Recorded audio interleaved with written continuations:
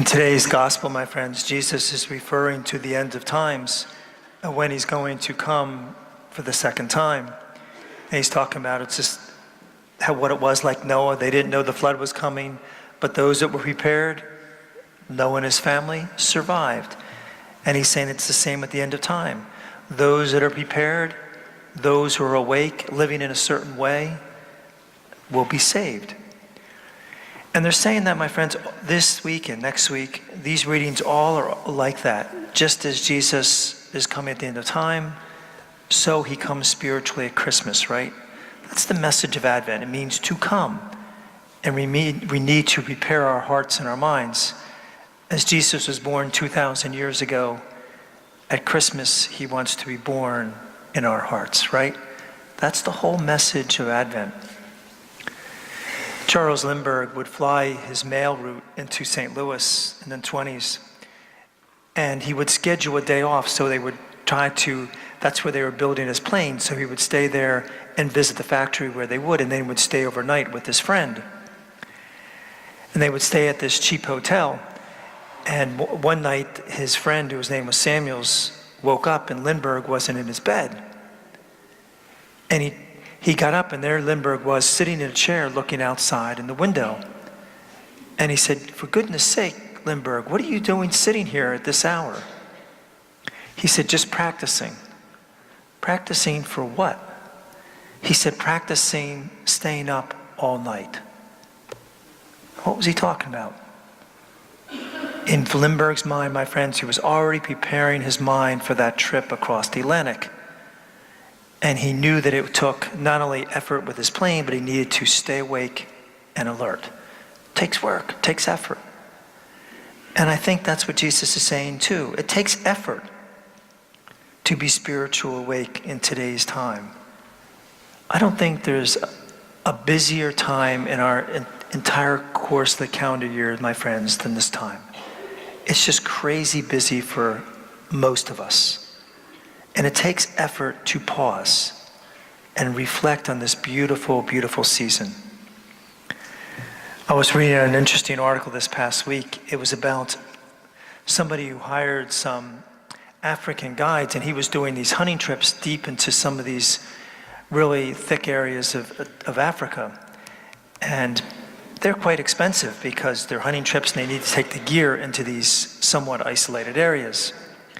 It took 3 days to get into this isolated area. And the first day they made great time. And the second day they were all ready to leave, and the 3 African guides that were there refused to move. And there was a language barrier and everything else. Finally, after they got through their language barrier, they said that yesterday had gone too fast, and now they were waiting for their souls to catch up to their bodies. The people that hired them weren't amused, my friends. But it's just like Christmas.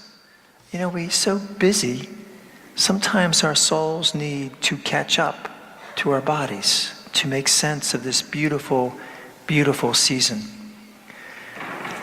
I put a Christmas novena. Each month I'm going to put a different saint, my friends, and instead of a saint for December, I put a little novena. It's called the Christmas novena.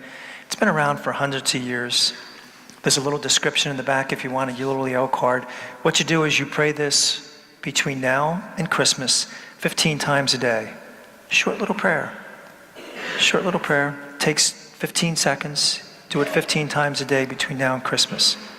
It's a beautiful way, my friends, just to pause. Just to pause during this crazy, hectic time of the year.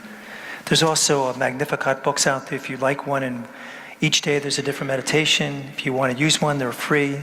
Feel free to take one on your way to church.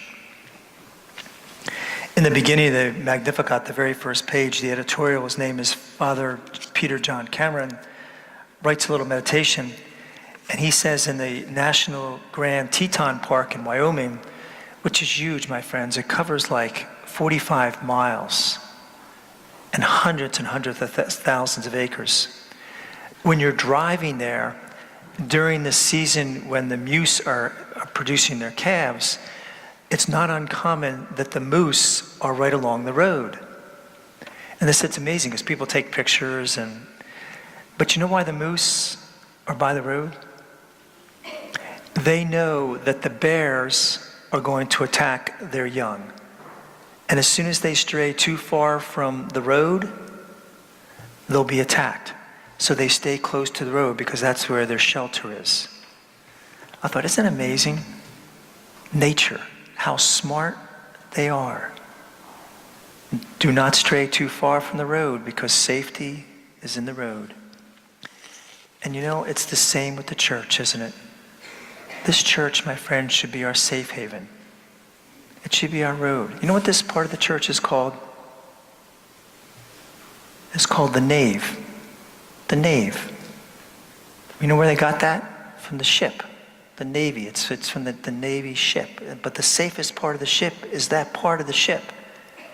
And that's just like here. So when the waves and winds are blowing outside in life, just like this time of year, there's so many winds, so many adversities, so many storms this time of year. We always need to remind ourselves to take haven.